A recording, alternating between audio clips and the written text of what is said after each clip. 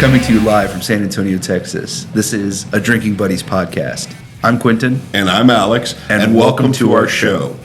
On this podcast, you're going to hear about all things sports. Specifically, we're going to talk about basketball. We're going to talk about football. We'll talk about baseball and the philosophy of the game. Hey, everybody. Welcome to Drinking Buddies, episode 3. Now, we have a very interesting topic. Quentin and I are all about the Spurs, okay? We're going to talk about different things throughout our podcast, but we wanted to bring up this one because it was on social media all through the draft. We think it's a very important topic to discuss, and we want to hear from you guys as well. We call it the Nuances of Nepotism, okay? Now, what we're going to talk about is the history of nepotism, whether it's a good thing, whether it's a bad thing, and we're going to kind of give you some background on some things that maybe you guys didn't know as far as precedents for nepotism in the NBA. It's happened everywhere. I mean, the NFL's had issues with it. It happens in corporate America all the time. But we are going to kind of hone in on the NBA as it stands. I'm Alex. And I'm Quentin. And this is Drinking Buddies. All right. Guys, can't wait to get the show started. Quentin, why don't you kick us off with the history of nepotism? So in this episode, we're going to talk about the history of nepotism, which has existed in the NBA for quite some time. Going back as far as Rick Barry and his 3 sons that made it to the NBA, as well as Bill Walton, whose son is Luke Walton, among other players like Bob Love and Kevin Love, Bob Boozer, Carlos Boozer, and the Boozer Boys that are coming out in a year or 2 from now. So when it comes to nepotism in the NBA, it's not a foreign idea or foreign concept. So why don't you take it away in terms of explaining the different ins and outs of nepotism with regard to the history of basketball? I'm glad you brought that up, Quentin. So guys, nepotism, it can be a good thing, it can be a bad thing. If you think about this country, most of the wealth is inherited.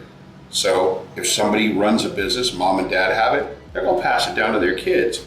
That's nepotism, okay? Why should it be different in sports? You know, Quentin brought up some teams, some players, but it's also happened in the front offices. It happens in the front offices all the time. Look at the Buss family. You've got Dr. Jerry Buss, Jeannie, and you had Jim, and you had Johnny. And that was a big mess. I mean, that even went to the courts. People squabble over who's going to run things with that team, with that organization. So this isn't even foreign to the Lakers. They had that going on for quite a while. So the fact that LeBron is getting so much guff over the fact that his son was picked 55th, by the way, we're not talking they used a 17th pick. They used a 17th pick on Dalton Connect, which was a steal, by the way. Shame on most of the league for not picking up that kid sooner.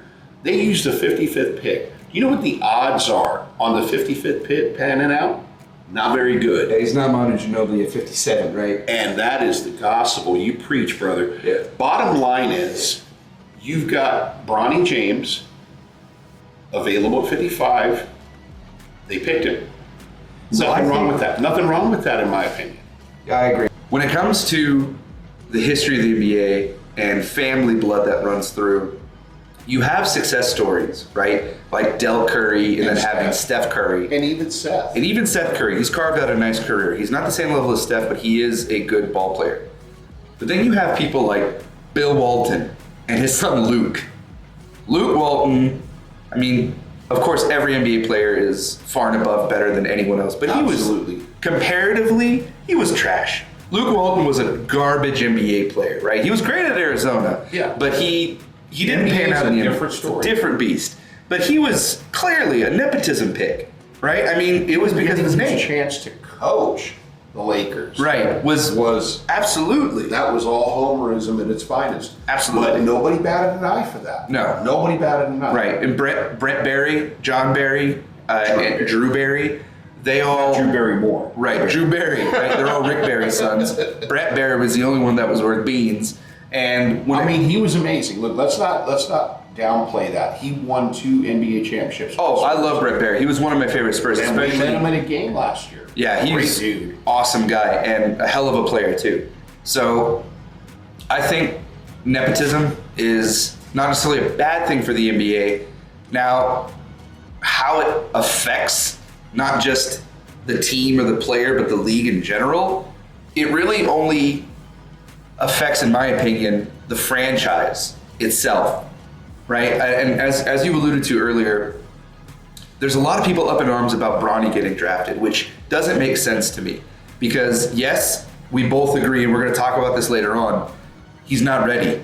But LeBron has earned the right to have the type of pull to say, hey, I want you guys to take my son. Yeah, because it's happened before. And It it's has. happened with other teams and other people and lesser talent, by the way. Right. So, come on now. So Bronny is not a bad pick at 55. That's a safe bet. If they would have taken him at 17, yeah, that would have been a problem. But He's near the end of the second round, guys. yeah, I Come mean, you on. might as well take a shot on him. He's not gonna be a world beater, but he also could be a good ball player. You never know. And guys, if you listen to episode 1 of our podcast, you will find that I did mention that if Bronny was picked by the Lakers or by whomever, because I even told you guys that at 48, I would have taken him as a Spur. I would have taken a shot because I felt like 2 things would happen.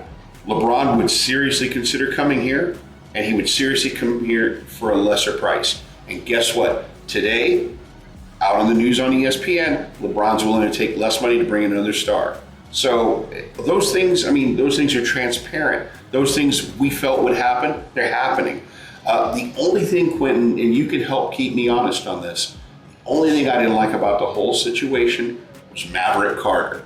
Now, he's done some great things. He is a smart guy. He's yes, he was, that's another form of nepotism in a way. No, he's not family, but he's LeBron's boy. And he wound up getting the opportunity to start this huge firm that has all these players, including LeBron and Bronny.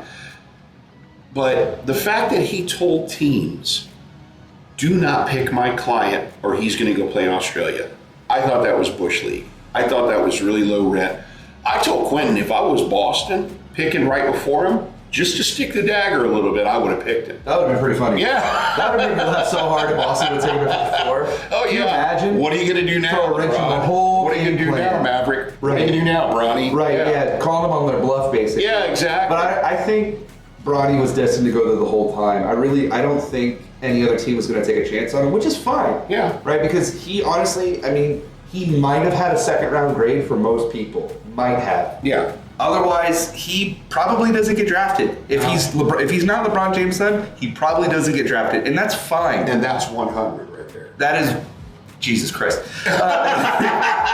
Please don't use urban lingo. It just doesn't look good. So, For shizzle, Quentin. but oh my God, that's outdated lingo, by the way. But, well, you know, whatever. Snoop's still relevant. Yes, Whatever, it is. whatever. We can move past that. So, as far as the history of the game being affected by nepotism, I don't think it's been that detrimental, right? The only thing it's done is it's caused certain players to not pan out. It's caused franchises to look stupid, right? Like the Dolans. Talk about the Dolan family.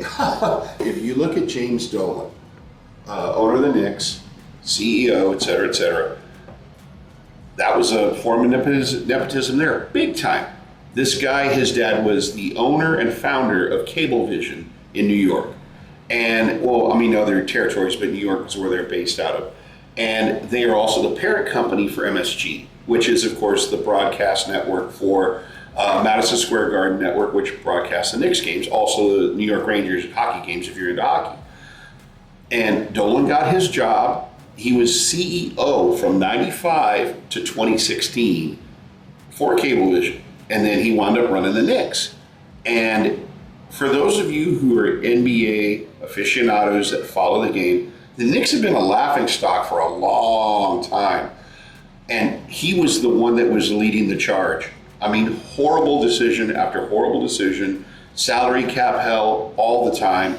You know, they made it to the finals and got beat by the Spurs. They got beat by the Rockets. They have been an atrocious franchise. Thank God that they picked up Brunson, because that has totally changed the dynamic of that franchise. And they're 100%. not a joke anymore. They are somebody to be taken seriously. But it ain't all Dolan doing that. Dolan picked up some people that helped him make that team relevant and got them out of salary cap. And on top of that, made them a contender. They were arguably the hottest team in the playoffs. They got bounced out. Brunson is a force to be reckoned with, guys, and he's not a big fella. That guy can ball. He's got toughness. He plays defense. Come on now. That was, but again, that's nepotism, okay? So, come on. For LeBron to get scrutinized so badly over it, when it's happened so often, give me a break. Right. So, this kind of segues into our next segment, which is called Nepo Baby Bronny.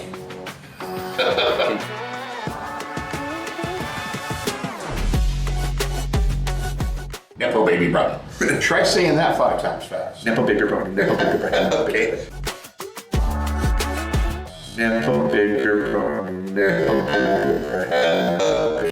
Let's break down this idea behind Bronny getting drafted a little bit more in depth. First of all, the fact that he was kind of, I don't say forced into the draft, but he kind of was pressured into declaring for the draft. I think he needed at least one more year at USC. There's no doubt. Those numbers were atrocious. Yeah. They were. That was substandard for most anybody coming out of the NBA. I mean, less than 10 points, less than 10 boards. Less than 5 points. Less than 5 assists. Right. That's bad. Right. Let's just be honest. Let's call it what it is. Right. It was basically, let's make Papa happy so maybe he'll take less money. Right. That's what it was. And I like what he did at the combine. He did show out. He did. But that isn't enough. No, right? He hit 3-point shots. He did some good things in the draft.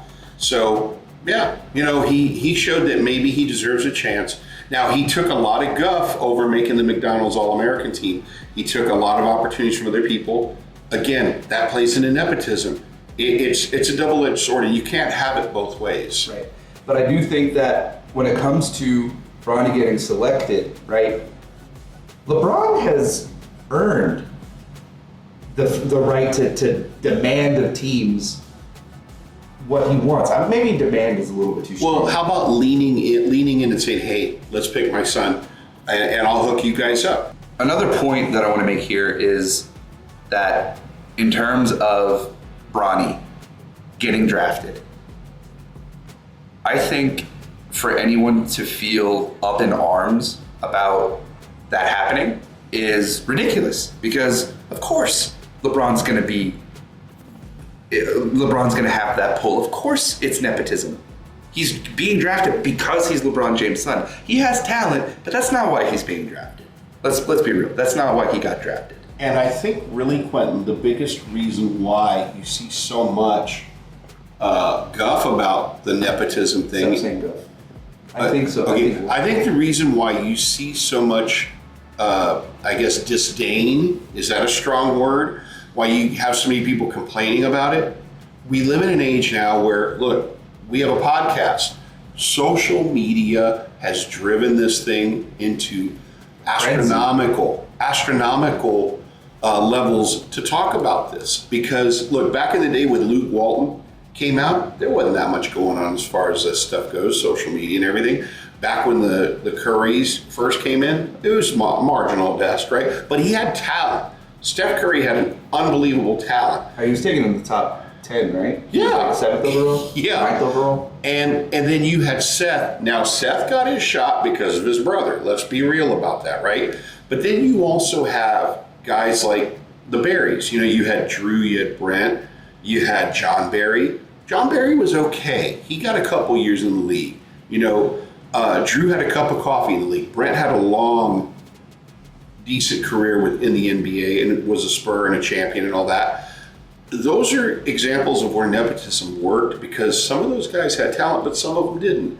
So giving Bronny all this grief over the fact that he went 55th, it's kind of unfounded. It's kind of wrong. It is. I agree. And it's not like we don't want Bronny to succeed. I think now I definitely want Bronny to succeed because he's got all these expectations, all this pressure. If he flops, I feel bad for the kid, man. Yeah. Like he's got the world on his shoulders right now. Yep. And he's not going to be expected to perform right away.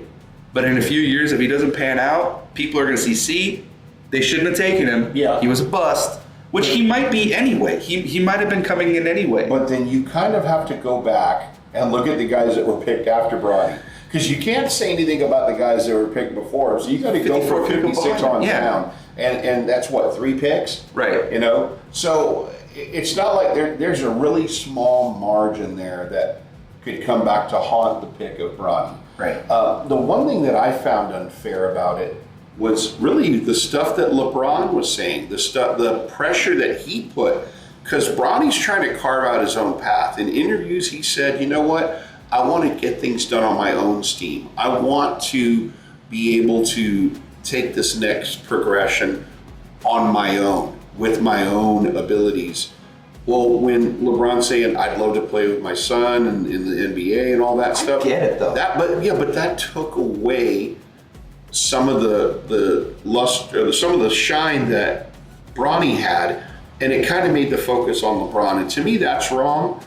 Look, I'm not gonna lie. If I was a professional athlete, I'd want one of my sons to play, if not both of them. But the thing is, you have to let them grow to be their own man. And I think that LeBron was too hands-on, going to the combine and all that stuff. Let him be. Right. Let him be, because I agree with that point. yeah, because like I said, the only thing that I had a problem with was the stuff that Maverick Carter was saying.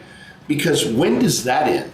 When does that holding teams hostage for picking a player, when does that end? So are we going to do that every time? You know, like, I'll give you a great example. This is back in my day, Quentin, when John Elway was going to get picked. Oh, yeah.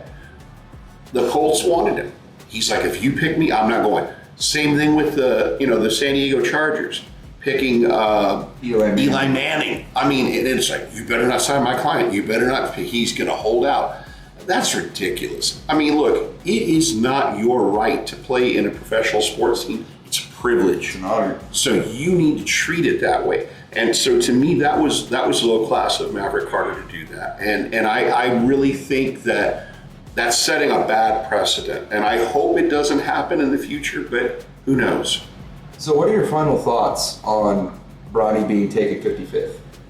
I say, you know what? LeBron earned the right by doing the things he's done for the NBA, his own brand, all the things that he's done that are good. I mean, he's been the face of the league for 20 years. Yeah. Now, taking my talents to South Beach, that was the black eye that he had. I started not liking him. But to me, he's earned the right to ask his team, hey, can you pick my son? And you know what? Rob Pelinka, he should win an Academy Award for the acting he did. Oh, this is going to be a father and son moment that's never been seen in the NBA. Come on, dude, get out of my face with that baloney. Because here's the thing. You want LeBron to come back, and the fact that he opted out and he's probably going to get signed for less money so he go chase another player. That's class. You know what? That's why it all happens. So just call it like you see it. Stop peeing on our leg and telling us it's raining. Right. That's all I have to say. I digress.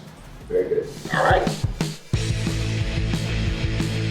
So this brings us to Q&A with Q&A. So this is going to focus on hoops and dreams. So the question that I'm going to ask you is, what are your hopes and desires for the Spurs, either in free agency, in terms of trades, in terms of the summer league or the regular season? What are you hoping for the Spurs? I'm so glad you asked that, Quentin. The first thing I want to talk about is the fact that we absolutely did great work in the draft. We had a great draft. Castle is going to be a cure-all at the guard position. He's going to help. He's going to be instant impact. The other thing I like is the fact that Chris Paul just announced that he is not going to come back. He's being renounced by the Warriors. So he's a free agent, unrestricted free agent. This episode is being recorded right before free agency gets going, so. How you like me now? Okay, so guys, if we get a shot at him, boy, oh boy, that's going to be big time. Because if you could teach Castle, Like, what better point guard to learn from? what better point guard to learn from? And how do you facilitate the it? only thing he's got a problem with is getting out of the second round. That's true. But we're not going to be in the second round anyway. No. But he could teach Castle how to be a professional. He could teach Jones, if he's going to be the backup, how to be a professional. He could teach Nuances when he comes over. He's slick, he still has ability, and he could still dish the ball. And those are all great attributes. You could start with Chris Paul, and then you can lead in Castle until he takes over. That would be the thing I'd be most excited, is to see if we could take a shot at him. Now, you and I have talked about this off camera. My biggest move would be to offer a max contract to get to Maxey from the Sixers. Tyrese Maxey. I think if we could offer a max contract to Tyrese Maxey, Yeah, but you're not going to be able to snake him away from Philly. you never know. You never know. What if they go and they try to get Kentavious Caldwell-Pope, and if they do try to indeed entice Paul George to go over there, you only have a certain amount of money you could spend. You've already got Joel Embiid at all. So Yeah, but they're going to prioritize Maxey over Paul George. maybe, maybe not. But the thing is the Spurs throw huge money like, this is the most we're going to throw at you, and force them to have to go even higher, which of course they have the right to do. Right. But that would be my first move as a Spurs organization. I would go try to get Maxey. I love his game. I know you're huge on Fox, but to me, I think that cat can play. I think he was dangerous when Embiid was out. Absolutely just a killer. And imagine him with Wemby. Woo! And the thing is, can you imagine the mix between him and Castle? Oh, that would just be scary good. That's the big thing. What I'm most looking forward to overall, though, is the combine, to see Castle at work. How about you? Let's put the shoe on the other foot. No, you kind of stole my thunder when you said De'Aaron Fox, because I heard rumors that that De'Aaron Fox is on the table. I didn't know that. I had no idea. Up.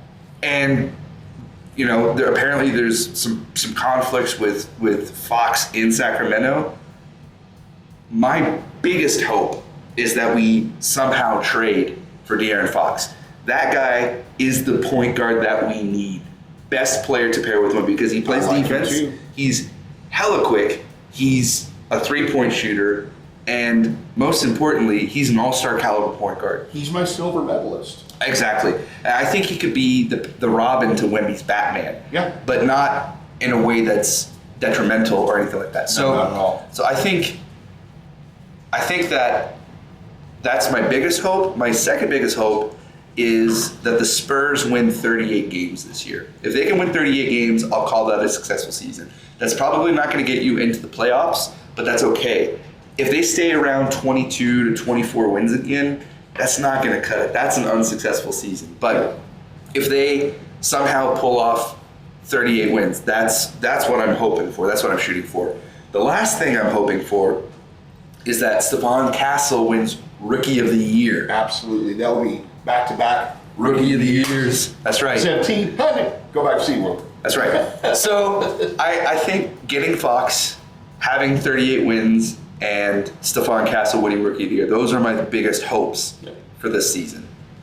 And you got to be geeked for the Summer League also. Oh, I'm going to be watching every single game. That's going to be amazing. Without a doubt. Just tying this all back, though, we can have a hope and dream that Bronny succeeds. That is also something I'd really like to have happen, because Bronny's a great kid. Yeah. LeBron, whether you hate him or love him, off the court, he's one of the best guys in the world. Yeah, Right. I'm hopeful that Bronny has a good season.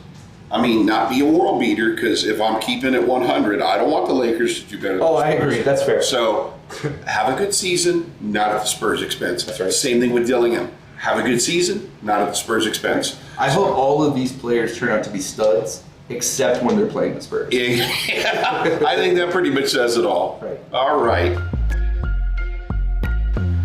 Okay, folks, so now it's time for the last segment of episode 3. We call this little ditty Sippin' Trivia. So, Quentin, will you go ahead and do the honors and hit me up with your first question? I think I'm ready. Certainly. Now, before we do that, we do want to say that this is the drink of choice, Maker's Mark. Cheers. with that being said, take it away, Quentin. All right. I need to look at my notes here. Rick Barry was the second pick in the 1965 NBA draft. True or false? That's true. That is true. Drink, buddy, drink! Drink it! Drink it all! All right, guys, here's mine. Where did Bronny go to high school? Oh, I know this one. It was in LA. It was at the same school that Dwayne Wade's kid went to, I think. Well, what is it? Oak Hill Academy? No, wrong drink! What is it? Man, I'm gonna... Sierra Canyon High School. Yeah, that was off. He's gonna be buzzed, folks. Yeah, I'm gonna. Yeah. I might. Yeah. That's already working. It's already working. All right.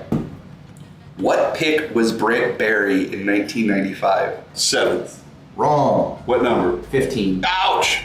I was gonna say 17, but I changed to 7. Cheers. It was 15 though. Cheers for fears. Okay.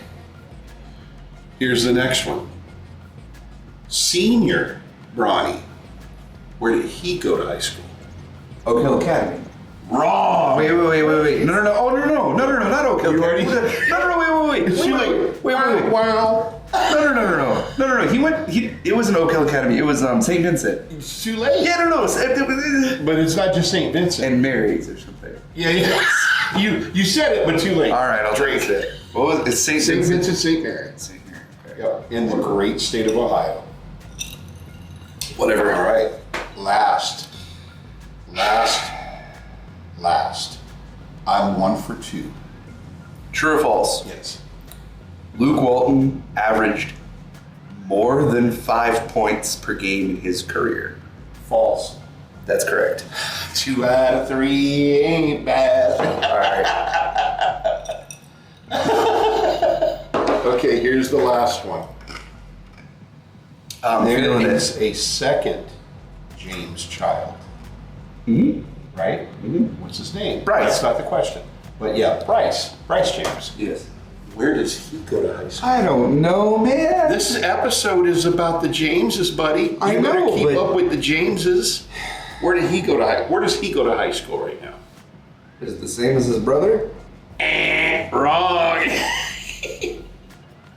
He goes to Notre Dame High School in Sherman Oaks, California. So, good. So you went 0 for 3. I was over 3. I'm gonna drink one for you anyway, buddy, because you're a good sport. Yeah. Now, guys, that's how you play Sip and Trivia. And with that being said, thank you so much for being a part of this podcast. I'm Alex, And I'm Quentin. and this has been Drinking Buddies.